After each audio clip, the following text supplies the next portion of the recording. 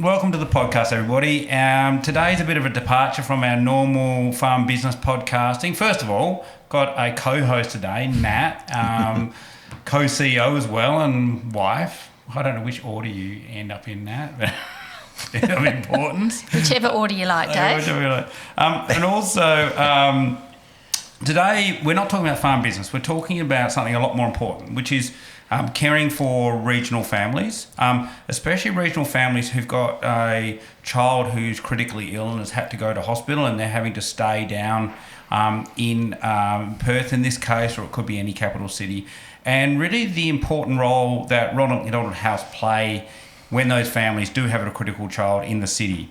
And our special guest today really doesn't need much of an introduction. He is a very long-term patron of Ronald McDonald House. I think 25 years or so. 23. 23, yeah. But he's probably best known to all of you as a former Australian cricket captain, played 96 tests, Gilly, I think, for Australia, and about 280 odd one-day internationals. Somewhere around there. Sound that he hasn't read his own Wikipedia page, I reckon. And considered by many, especially on the internet, as one of the greatest wicketkeeper-batsmen of all time. Pretty impressive. But a bit more impressive. I don't even have a Wikipedia page, mate.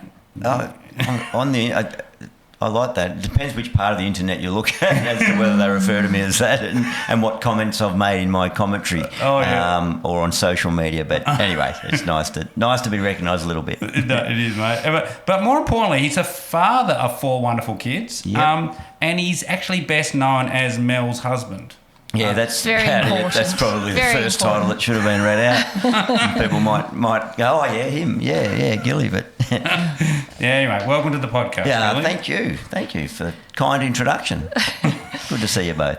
Thank you. And amazing to be here in your extraordinary office or the premises that you have your business running, but the whole I guess network of staff that you have that have this beautiful space to work in, to do what they do and to carry out everything that you offer as a business, as a service, and so happy and bright and friendly and welcoming. So great to be here. And modern technology too. Look at these. I know, it's nice. Microphones for a podcast. Who would have thought, mate, instead of using your Apple earpods. Yeah, the AirPods or whatever they're called. That's about it that I have at home. But no, great to be here and fantastic to be on the podcast to talk about, something that's become very dear to all our hearts, particularly in recent times for you guys and for a while longer for me in the charity. Yeah, definitely. So, Gilly, before we get into it, I just want to talk to you about a little story. So, obviously around the world, you're known for a very famous cricketer, Australian cricketer. Yeah. But for all of our customers out there, Adam's third son, Archie, used to play footy with Fergus, our son. And one day, I'm not sure if you know this story, one day our boys were having a little bit of banter and Arch was telling Ferg that his dad was a great cricket player. And Ferg being Ferg just thought he was full of shit. Yeah. And anyway, I'm assuming they went off to have a lot more banter and we didn't hear about it at this stage. Anyway, one day Dave was in the podiatry surgery and Ferg must have been looking up on the wall and was like having a little thinking moment and then turned to Dave and said, "Oh my God, Dad, Archie was correct. His dad is a great cricket player. Look, he's up there." So then later that day, or that night while we were at dinner, and Dave was talking about the story again, and Harry said to Ferg, because Harry's a cricket tragic, he goes, "Oh my God, man, you have been looking at the Wheat Bix tin all these years and looking at Gilly every single day. Clearly not paying attention." It was a much younger version of you. Yeah, that's right. Yeah, quite a while ago. Oh, that's a nice story. I hadn't heard that in its entirety. There's a few things in there, and I do understand too that anyone, and certainly not everyone listening to this podcast or watching, knows who I am. I've always liked little intros because often people one bloke came up to me, tapped me on the shoulder the other day, and I thought, no, I don't really feel in the mood to talk to anyone at the moment. But I turned around and smiled, and he said, "Oh, are you Glenn McGrath?" So I don't assume everyone knows who I am or are cricket tragics, but Ferg was right. Arch is full of shit all the time. He's a bit like that, our third child. But yes, so's ours. Yes, yeah. It must be his third child thing. Absolutely, there's no doubt. But yeah, no, they were, I mean, great fun days back playing when the boys were in the footy team and trips to Melbourne. And just Wednesday trainings and Sunday morning playing. And it was a special time, and all the various friendships that were formed, and some are closer than others, but you're always crossing over. Given the communities that we live in, we're always sort of bumping into each other, and there's crossover between the schools that they moved on to. So but that was a bit of rivalry too, I reckon. Yeah, absolutely, yeah. So we're here today to talk about Ronald McDonald House. Mm-hmm. So how did you first become involved and then become a patron for 23 years? So that's epic. That's a long time. Yeah, it is a long time when you look at it, a number like that, and you think of that time span. But when I think back to my initial involvement, it doesn't feel like 23 years as you know it as a time span. But I was asked by a chap that ran so there's Ronald McDonald House, the charity. The house is in Netherlands, and back then it was in Subiaco, up near the Children's Hospital. That's obviously when it was up there. And there's the charity that runs that organisation. Then there's the ball. Annually, the biggest fundraising event of the year for the house is the Gala Ball, which is in and around November, typically every year. So there's a committee for that, and the chap that was chairman of that committee asked me on to come in to be patron of the house.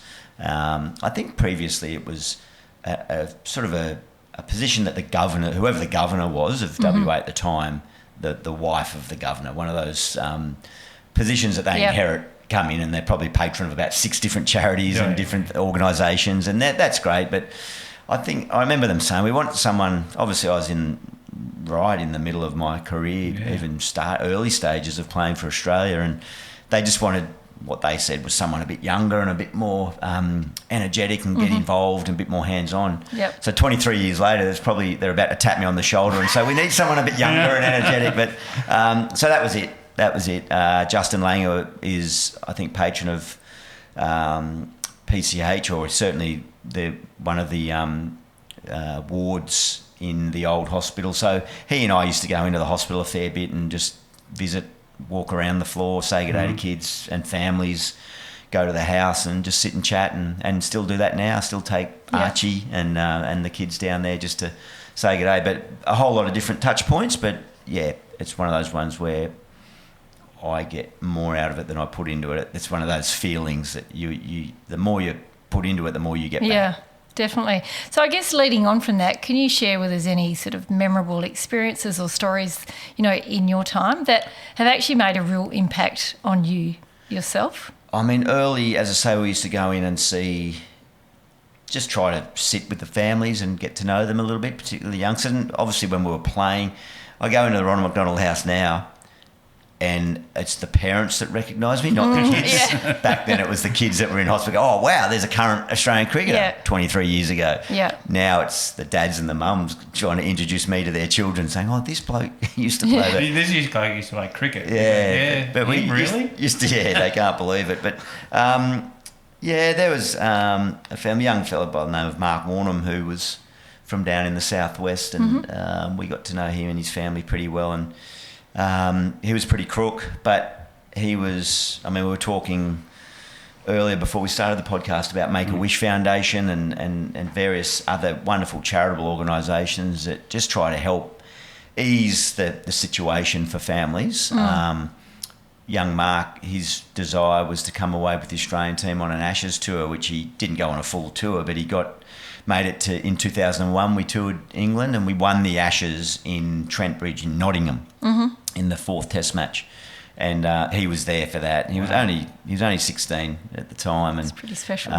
He and his family were there, and he was in. It was tough. He was in tough nick given the condition that he had, and unfortunately we lost Mark a little time later. But but I'll never forget the smile on his face sitting in the change rooms of the Australian cricket team, holding on to their little ashes urn. Oh, it would have been phenomenal for him. That is a lifetime. Yeah, so really special. There's so many moments like that. They're not all, fortunately, they're not all really, really sad endings. They're not the ultimate sad ending. Yeah. A lot of them are happy stories where they, because of what the house has been able to provide, it's made life easier in the greatest time of adversity. And then, a lot of the kids get better. Resilience shines through, and then where you see them walk out the door and back to their regional area, typically, where they've had the house as their home for anything from one night to 2 years. So they're the nice stories when we see them walk out the door and don't often come back. We don't want them to have to come back. Yeah, and I think that's the point, isn't it? And when we started the fundraiser we're doing, and you're talking about the gala, which we'll talk about later on, that is random. So the families, it is really like a family suddenly ended up at the emergency department. Yeah. And a day later, they're in their hospital, and they're 100 kilometres plus thousands of kilometres from home.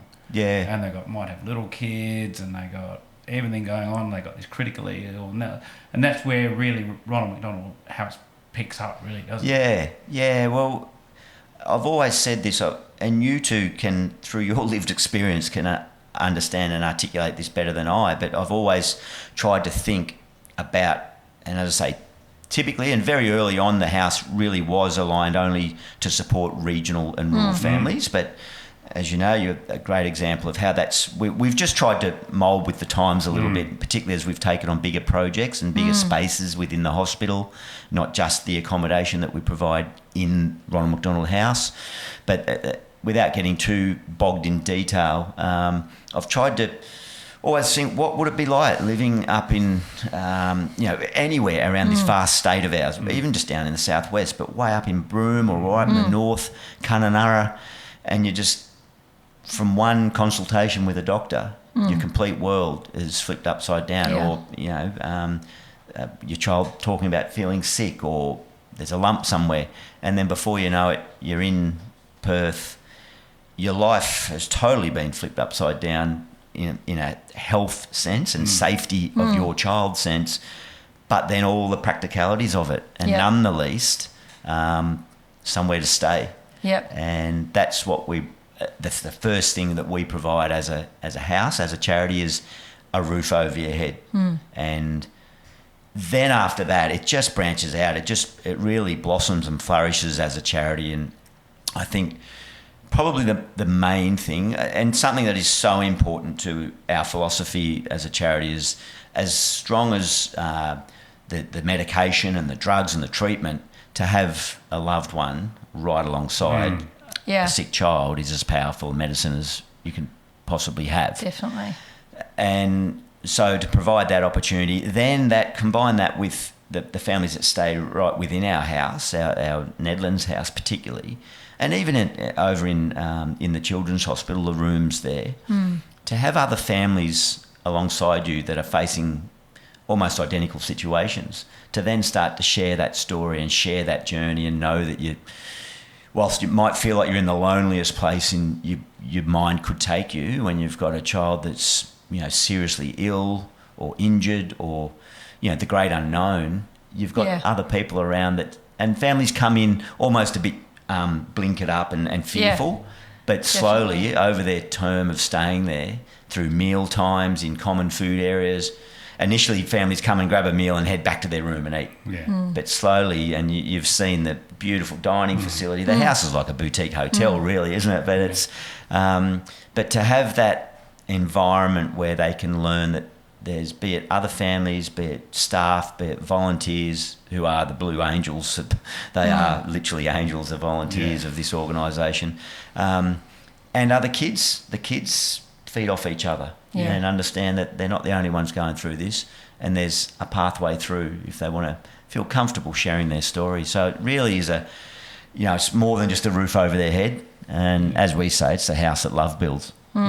Because I think it's so important, because like obviously, like you say, when things change, they change very quickly, and you know, you lose your community that you normally rely on so heavily, like your support network, and then you're moving into a different support network, and then, like you say, it takes time to foster those relationships. But I can imagine some of those relationships become lifelong after that, which in itself, even though what brought them together was sadness, but, you know, could have beautiful relationships out of that. Yeah, no doubt. Because we even find on the ward now, when, you know, in our experience with Ferg, you know, you're on the ward and there's not many people who can sit there and sit around having a cup of tea and talk about, okay, so, you know, they talk about chemotherapy drugs, like you're talking about the news, you know, like and it's just, and it does become a community, and you know, and that could be any illness. Absolutely, but, and it's probably the most important lived experience, which I think to highlight from our personal experience is you as a person end up there, right? And you're always there suddenly.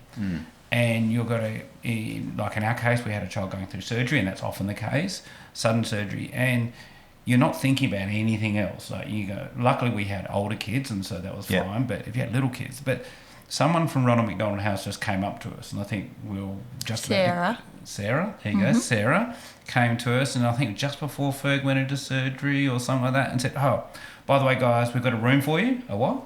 Yeah, we've got a room for you upstairs, and this has happened. You don't have to worry about meals or anything.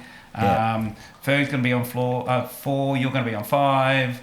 So one of you can sleep while the other one's next to the bed. And she just took care of everything. Took us up there. This is your room. This is where your meals are. And then all the Blue Angels. And all of it. But not just the Blue Angels, the volunteers who help out there. But all the other mums and dads were in there.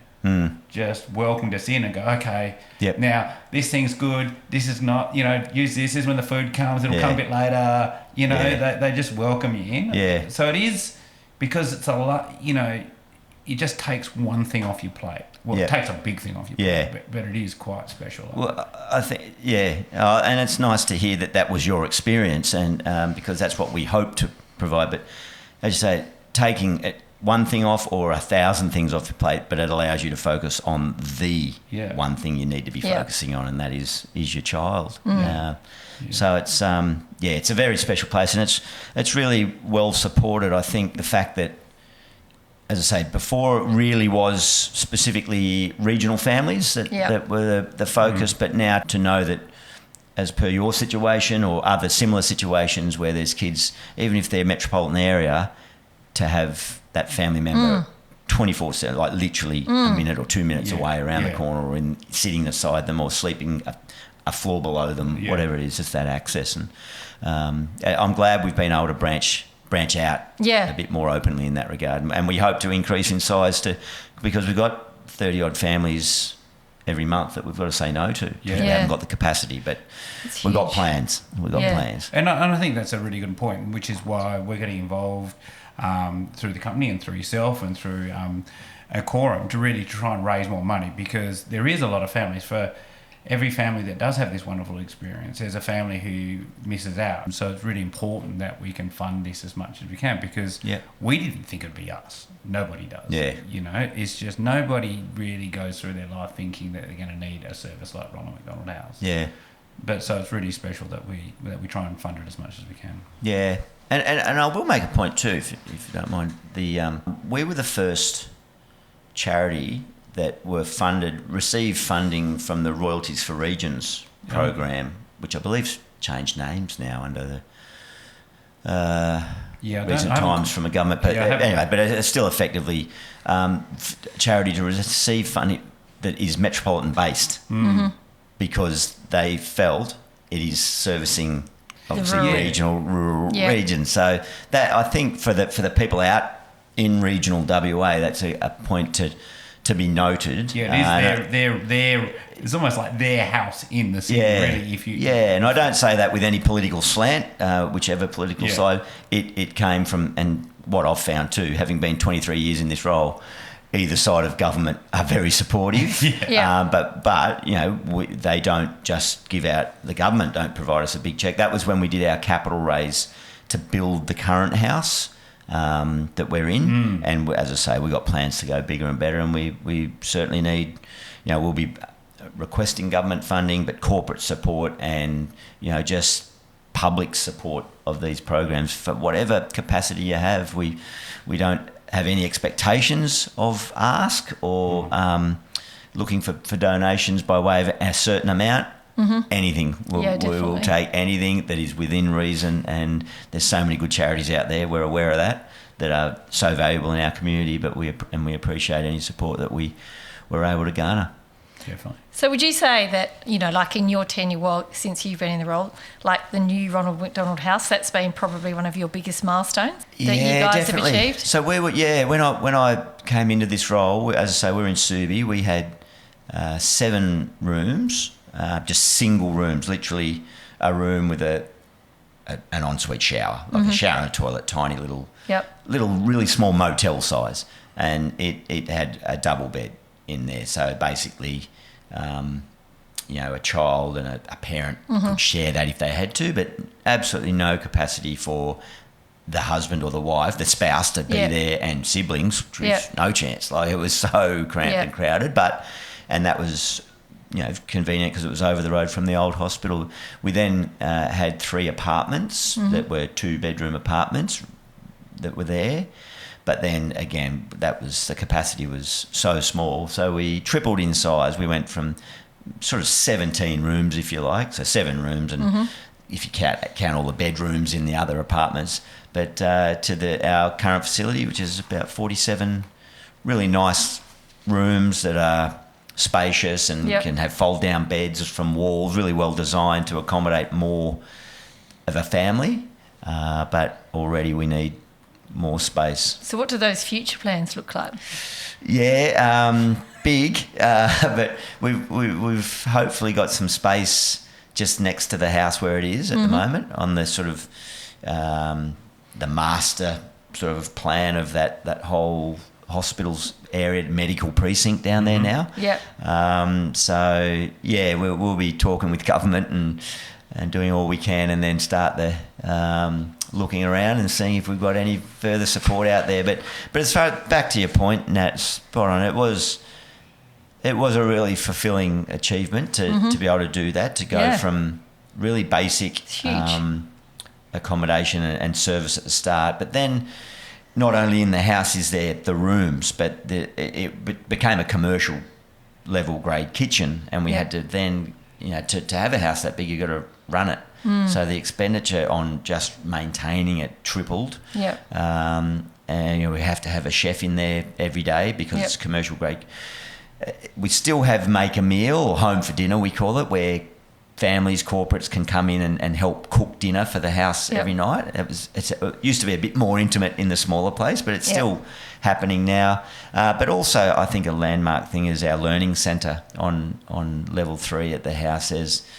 Basically, it's like a big, massive classroom, school classroom, divvied up into various, little kindergarten age, and then maybe primary school age, and then some high school, secondary school age, with a full-time teacher in there. And the ability, one of the biggest things we were learning over time, not just from the children the patients, the kids that were ill, but their siblings who were being dragged from country areas down here, spending so much time in hospitals, in Ronald McDonald House. If they were there long term, we'd get them placed into the local primary school, but it's so disjointed and disrupted.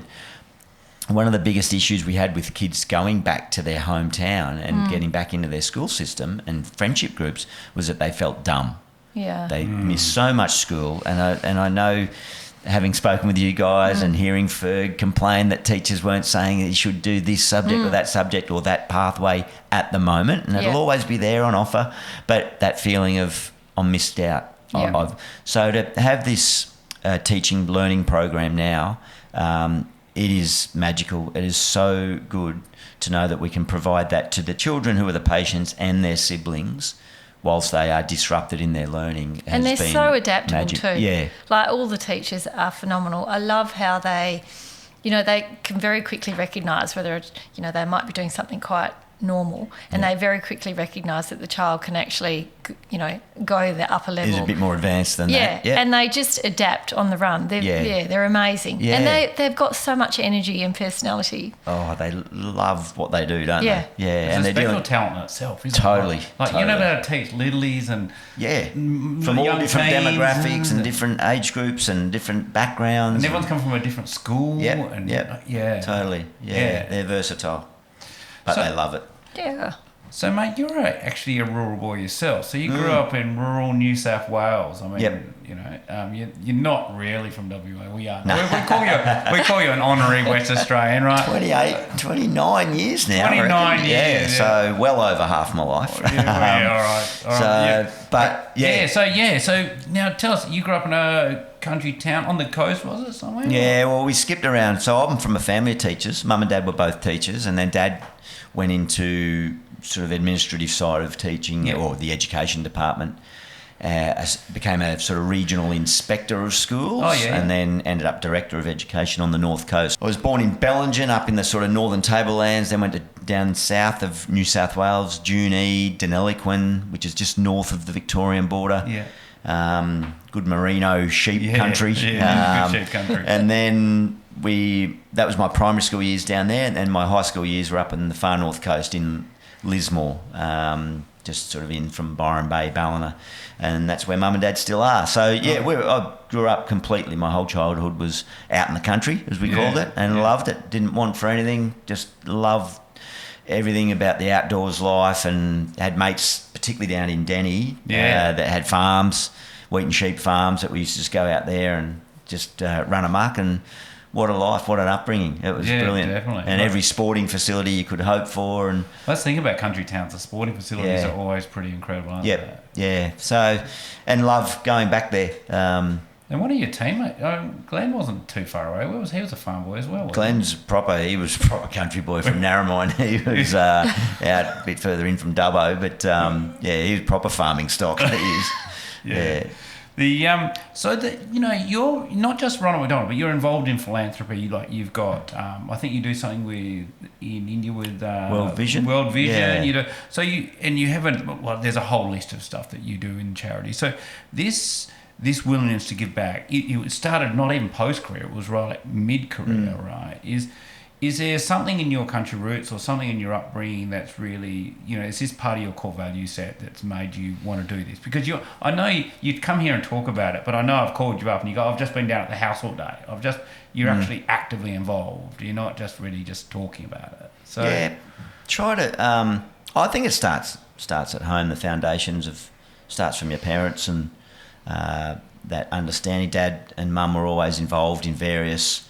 I don't remember charities, charitable organisations growing up being so present and so well structured and back in it, whether I was not paying attention because I was young, or I do think it's become a much more structured environment and I think more well managed. There was a lot of charities that seemed to just be crossing over each other, and definitely. so I think, and I don't want to say business-like or corporatised, but there was a certain element of professionalism and business nous by way of managing it came into charity groups. I think it's really settled down now. There was probably a rush where it went a bit too far, but now it's settled down. I think everyone is having a broader understanding of specific areas the charity focuses on, area of need, area of support, and people can get an understanding.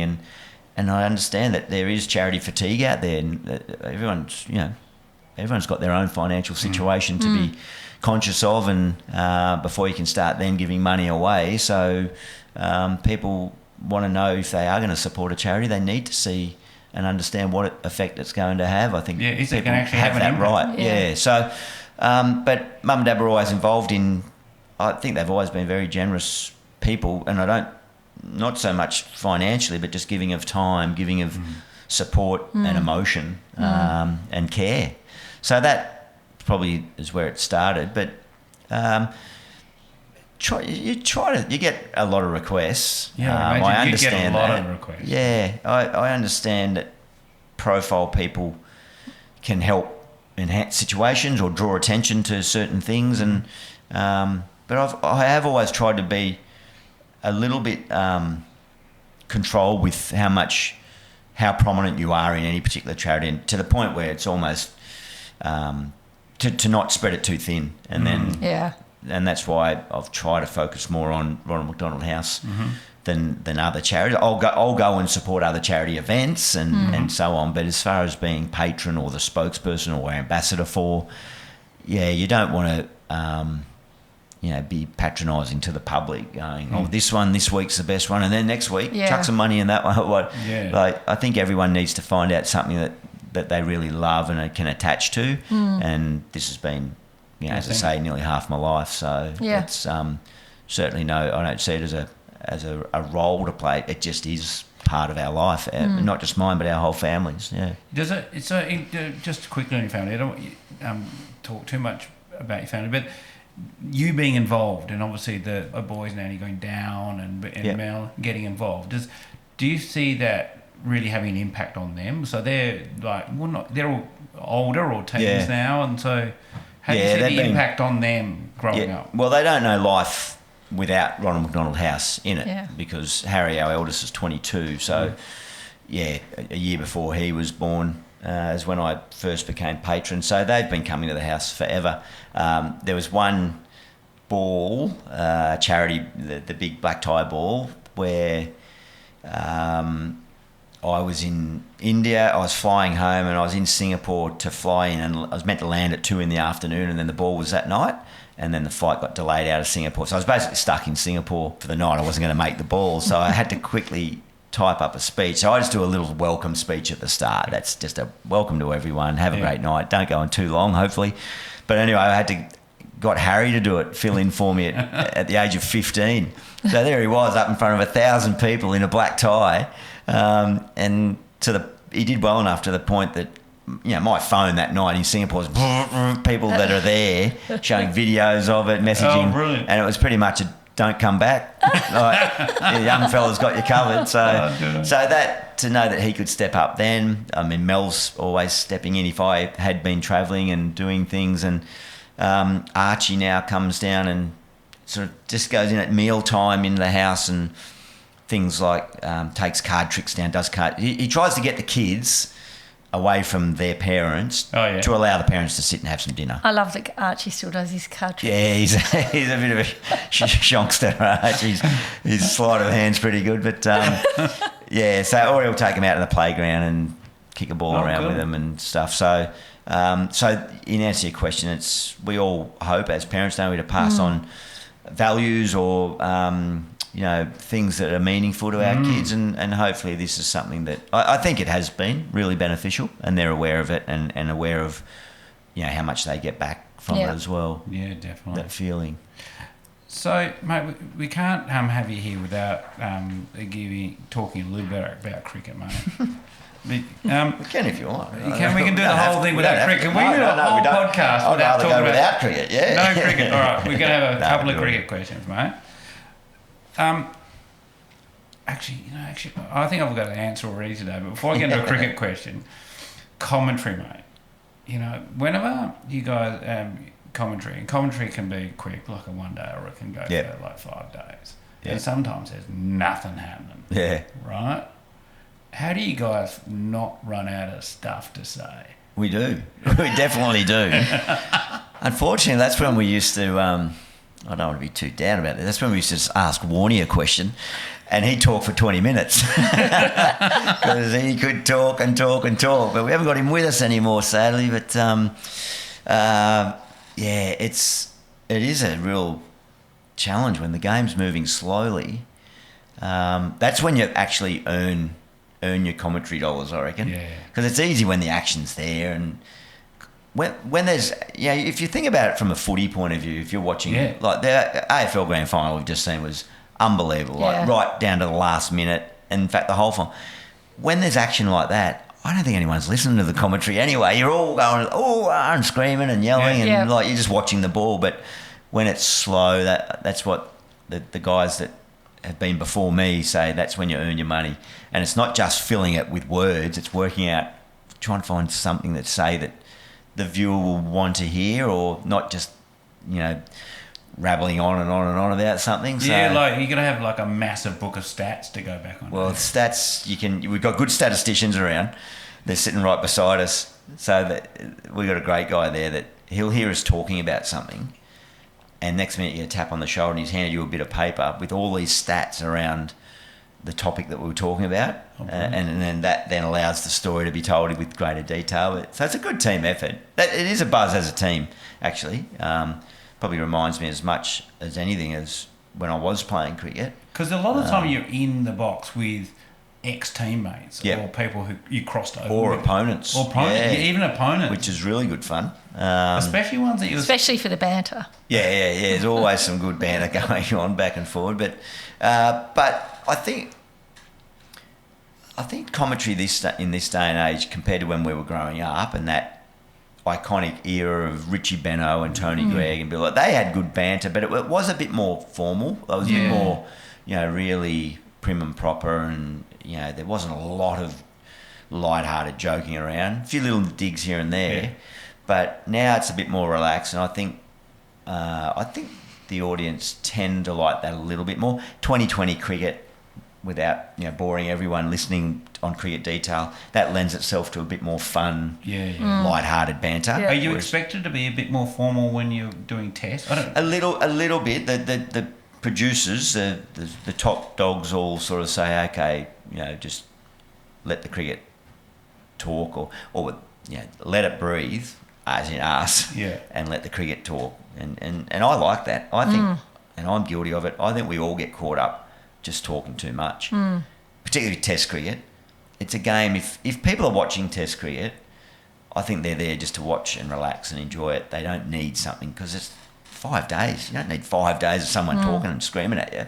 When I was on the farm, and I don't know if you remember this growing up as a kid in the country, when I was on the farm, Test cricket was my background noise. Yeah. It was on the ute, you just have it on the radio, let the door open. Absolutely. And it was just like that noise. It was like the soundtrack in the shed. The sound of summer, isn't it? It is the sound of summer, isn't it? But it's not one thing. It's just this constant. Yeah. Isn't it? Yeah, for sure. And whether it's on the radio, in the car out in the farm yard, or in the backyard, or just at the TV on, I think a lot of people, although it doesn't draw the numbers it's still reasonable viewership numbers on ratings, but. There's a passive love of Test cricket. You don't have to be sitting in front of it watching it. But exactly to your point, Dave, it's just on in the background. You walk past the lounge room, you might stop and watch 10 minutes if it's interesting. Yeah. Or you're out in the garage or in the kitchen or whatever, and you hear something happen, you run out and watch it, and then you go back to what you're doing. But I don't think there's too many people in this day and age that have time to sit down and watch all day, every day. My grandfather was tragic, and... he used to take me to the Wacker, and we used to sit there just behind the wickets, and he was one of those people who didn't want to go to the toilet and didn't want to miss the ball. it. And he'd do that for 5 days. That's absolute good. You got time to run, don't you, for lunch break? Not many people would sit there like that anymore. Not many. There's a few older folk, I think. It was a different era. So you grew up playing cricket, so you moved around a lot. So was cricket a constant through your life up until right through? All sports, as I said, being out in the... Rugby? You're a rugby boy, being you. Played one season of rugby league, and worked out it was much more... I thought it was more skillful running away from your opponent than running straight up at them. So that's why I liked... so my winter sports were footy, Aussie rules, which down in that southern Riverina near Victoria was all footy. Yeah. And soccer. And then in summer it was cricket and tennis. Yeah. But happy to try your hand at anything, really. But as I say, we were always just running around doing something. So what was plan B, mate? You ended up being this famous cricketer. But what was going to be plan B if you didn't become a famous cricketer? I was going to be a PE teacher. Oh, so really? I came from, as I said, a family of teachers. So education was always, in our life, and we knew the importance of education, and that was reinforced from mum and dad. And then 2 older siblings were teachers, and I was going to follow in their footsteps and combine my love of sport with teaching, so PE teaching. So at what point in your career did you think, maybe I might be able to make a living out of this, and I'm not going to have to go and become a PE teacher? I enrolled in uni, and then deferred because I received a scholarship to the Australian Institute of Sport Cricket Academy. So that was probably that fork in the road moment where, and it wasn't like, it didn't mean the educational component or opportunity was at a dead end, but I knew if I just parked it for the moment and go and really focus on my cricket and give it my best shot. So that was a year scholarship where you live, breathe, eat, sleep cricket. Okay. It was magic. Rod Marsh was the head coach. He was my childhood hero. So all the stars aligned there beautifully. And did you end up with many young guys who were in the academy with you that year end up in the team with you when you end up playing for Australia? Yeah. There'd be 3 or 4 from that intake. Cohort? Yeah, went on and played Test cricket Well, there you go. together. Yeah, so that was really nice. It's a bit surreal when you're hanging around there. How old are you in teenagers? Late teens? Yeah, that was 17, 18. Yeah. I first played against Damien Martin when we were 15, and then we played a lot. He was captain, I was vice captain of an Australian under-17 squad, and then we played a lot of, and Justin Langer around that stage. So that it's amazing to do any of it, but to do it with friends that you meet that young is. I was just listening pretty... to a story completely different, but some stories of the young F1 drivers, right? And you sit there and you've got like the 20 best Formula 1 drivers in the world, right? Yeah. And you sit there and you listen to them chat, and these guys have been racing go-karts since they were 10 against each other. That's funny, isn't it? Right? Yeah. And so they're sort of growing up together. Yep. Yeah, that's where proper rivalries are formed. Yeah, and they might be racing out there in F1 as 20-something-year-olds. Yeah. But they remember when Lewis ran over remember my car everything. when I was 13. Yeah, absolutely. No, it is amazing, isn't it? Yeah. Yeah, definitely, mate. You've played against some of the greats in cricket, right? You've played with and against, right? I want to ask 2 things, right? Who was your scariest guy to face? Like, who did you... I remember listening to Terry Alderman now where he was talking with Richie Beno years ago at the Wacker, and he was terrified, I think, of Curly Ambrose. Yeah. Right? And I go, so who did you face? And you just had to go. And it literally scared you. There's two things that scare you as a batter.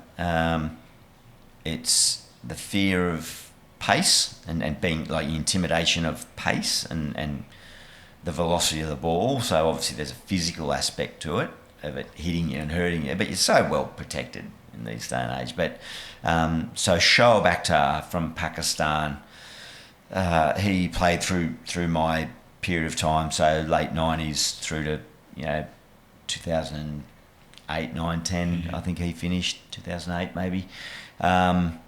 He bowled fast. He was pretty nasty. But the other thing that I found even more frightening was the intimidation of skill and deception and facing the spin bowlers. And there was a guy from Sri Lanka called Muralitharan who I just couldn't pick what he was bowling. So it felt like, you're not fearful of getting hurt, but you're fearful of every ball getting out, and not just getting out, but made look like a fool. So is that what it was? I mean, when you're watching on telly, you go, wow, that's clever. But I'm sure he knows what's going on. I would be sitting there going, I'm sure Gilly knows what's going on. No, not with him. No, he was horrible to face because I just didn't know which way the ball was going to spin. So. You caught a lot of, I don't know how many catches you and Warnie batted. How many caught and bowls did you do to Warnie? Can you remember? Hundreds. Yeah, I think, no, I don't know, probably. Off one bowler, off Warnie, maybe 50 or 60. But I could pick Warnie. I knew what he was. Could you play him? Oh, he knocked me over. He got me in a Sheffield Shield game. I let the ball go. Because, you're sitting there, as that combo. Yeah. Because you had to be able to pick him because you had to catch the damn thing. Yeah. Right. Big difference between picking him and then playing him as well. But so the easier job rather than facing him as a batter was to wicket keep to him. Not saying that was a dead easy job, but we built up a really strong relationship, partnership.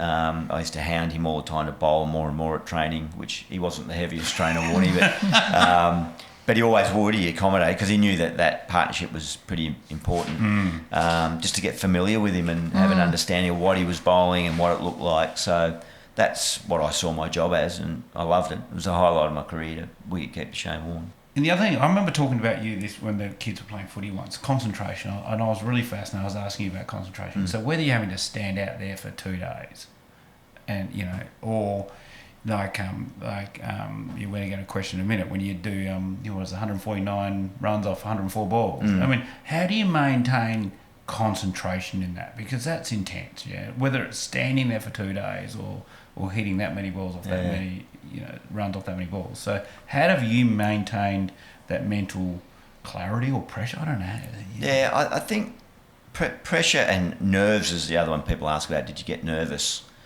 or how do you contain your nerves? And I think in answer to all that an easier way to concentrate or to not be so nervous or to not feel like there's pressure on you was to be as well prepared as you possibly can. So if I walked onto the field knowing I'd done the catching practice, done the batting practice, slept enough, eaten the right food, done my fitness work, my recovery from the training, if I could tick all those boxes and say yes, it's amazing how less nervous I was and how less pressure I felt from everyone else, because even though no one else knows, I know that I was ready to go. And then that also allowed me to know that I could go out there and just almost more enjoy it. Like the training was, I loved cricket.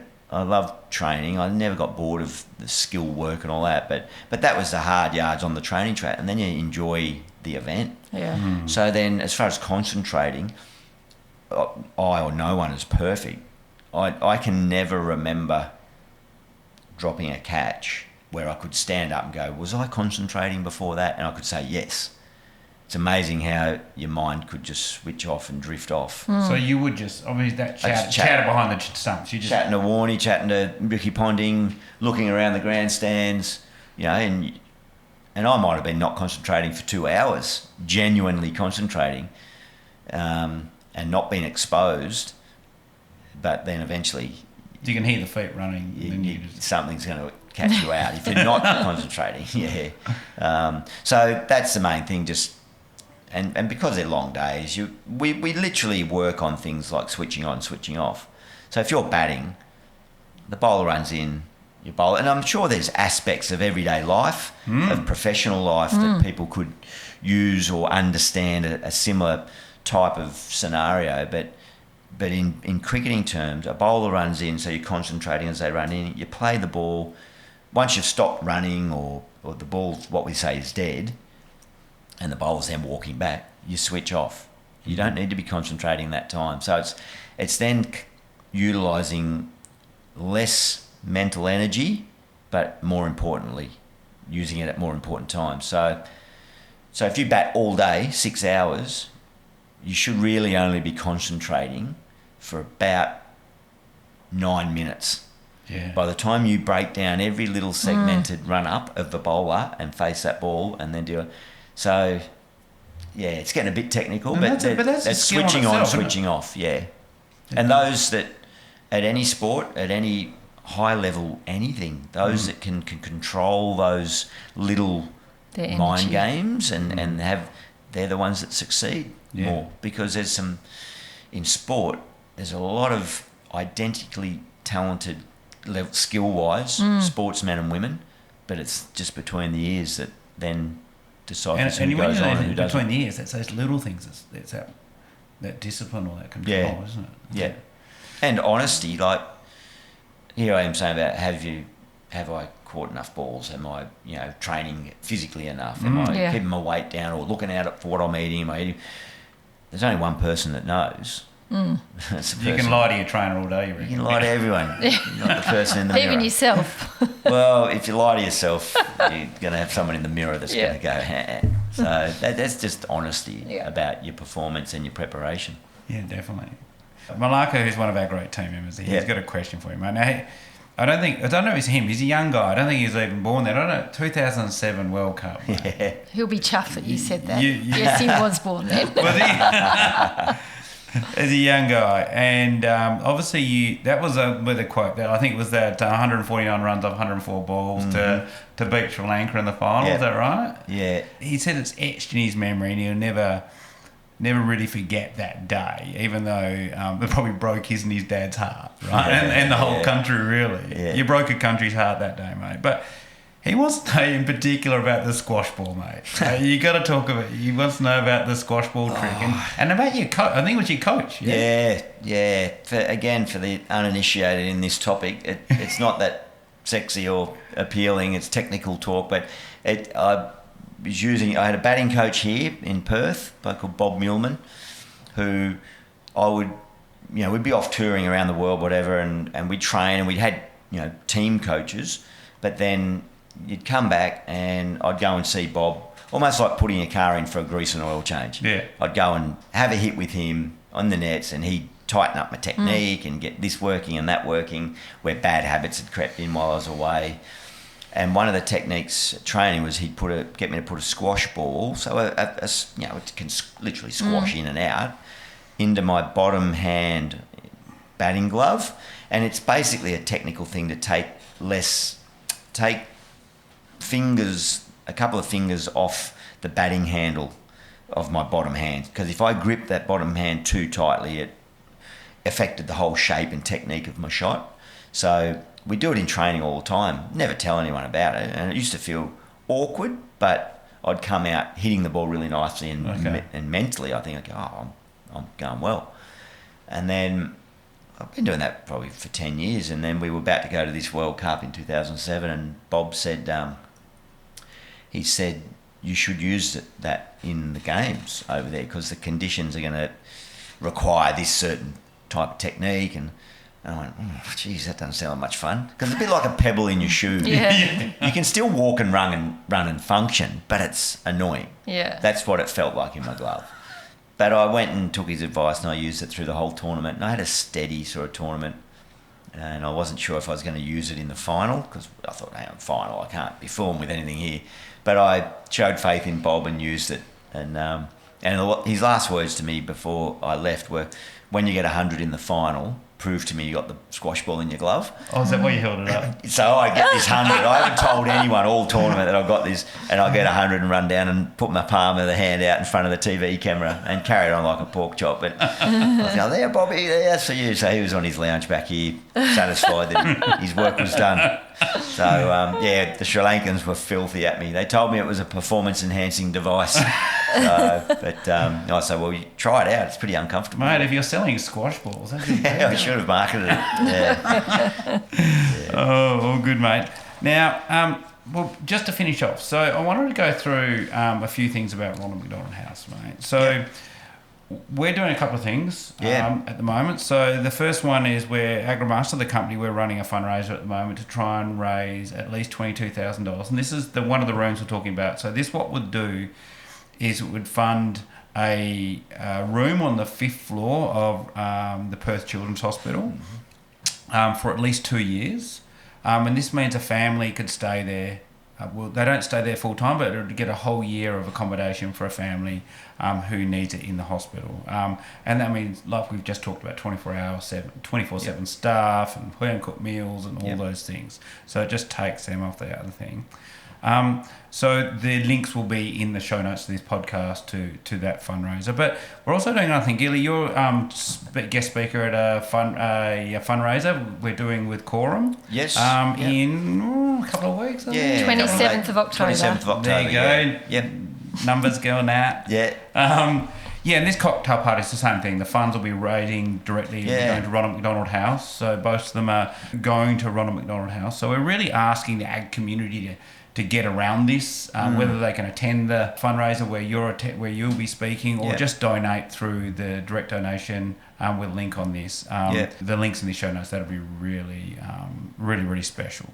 Oh, it will be, yeah. I mean, God, we are, as a charity, so appreciative of what you guys are doing through the business, and your client base and customer base has been amazing. I know that I won't do the big reveal, but I know the fundraising seems to be well on track, doesn't it, for what you guys are looking to achieve, which is just a testament to the energy and effort that you've put in, and to your business and the people out there in the regions that are aware of this and want to try and make a difference. And the event on the 27th, again, mates of ours, Dave Ayres and Mart, and Dave's got that sort of little business community that the Quorum group. he says, each year we try to raise some money for a charity. He said, we might go to Ronald McDonald House this year, eh? And it's amazing how it's all tied in and everything. So that's absolutely fantastic. We're, as I said, there's a whole lot of different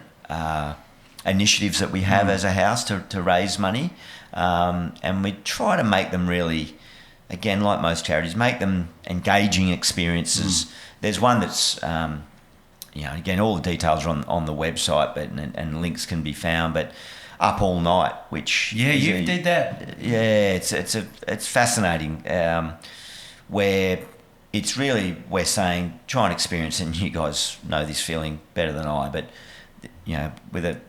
if you've got sick children, even if they're not seriously ill or terminally ill, just sick kids at home keep you up all night. Don't they? So it's a walk around Perth, foreshore, down to Freo and back, where you leave the bell tower at sort of 8 p.m. and you get there at 8 a.m. the next day, unless you can do it quicker. So it's not a marathon. It's not a running event to go and see how fast you can do. It's just a walk, and it's amazing. I love that. But literally, you're up all night, and getting people to sponsor you for that and so on. But the fundraising for that has been huge. So that's one example of another initiative that the house has pulled off, and our volunteer network come in. Little angels turn up and help run it all, and so we're just so appreciative of the support that we get and what we can do to provide the support to those families. Yeah, definitely. And if you go to a kitchen, when you're on one of the wards in the hospital and you go to the kitchen at 6 o'clock in the morning, you can see all the mums and dads with massive big bags under their eyes. I think we need a coffee sponsor. Yeah, that's right. That's the funny thing. I think, when I went in there, I used to use one pod. Yeah. Now I use 3 pods to get going in the morning. Need the energy boost, understandably too. And then you're off and running for the day. Yeah. So from the three of us, we really appeal to everyone listening to this, and everyone in rural and regional Western Australia and Australia yourself. If you can, I know there's a lot of demands, charity demands on your dollar, and there's a lot of people asking. So if you are in the position where you can give and can help with Ronald McDonald House, it would be really appreciated, and it goes to all the funds raised, whether that be through one of the cocktail party or through the direct fundraiser we're doing through the company. They all go directly to the house. There's no admin fees or anything involved. So we'd really appreciate if you could help out, and if we can sponsor a room for more than 2 years, that would just be outstanding. So the more the better, really. Yeah, it'd be phenomenal. So let's try and get one for 4 years. 4 years. And Nat wants to go for 4 years now, so let's see if we can do that, game. There's a challenge. There's a challenge for all the clients. And I'm sure we can do it, though. Yeah. It is amazing. And I agree. Conscious that there's a lot of asking that goes on in this world, but if anyone's in has any capacity to give, it is the greatest feeling in life, I think, isn't it? Giving rather than receiving. It can be a bit cliche, but if you really break it down and think, if you can give something, be it time as a volunteer or financially, that's going to make a difference to someone else, it really is the most fulfilling feeling, particularly if you're the ones that are eventually on the receiving end in some way, paying it forward, as they say. But thank you to you guys for embracing this so much from your experience.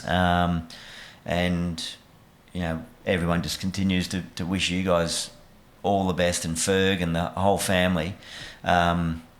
And I know you've spoken so openly about the network of friends you had around you and the meals and everything that came your way, but not everyone is so fortunate to be in those situations. Exactly. So for us to be now collectively, and I say us as in you and your business and your network of customers and clients, to be able to provide that, it's a wonderful feeling. So thank you on behalf of the house and the families. Thank you. And I think, you know what, when Dave started talking about this event, that's obviously we were in the thick of it by then, and that's when I said to him, oh my God, we just need to lean into this, because we have been so blessed with all of our friends and our network.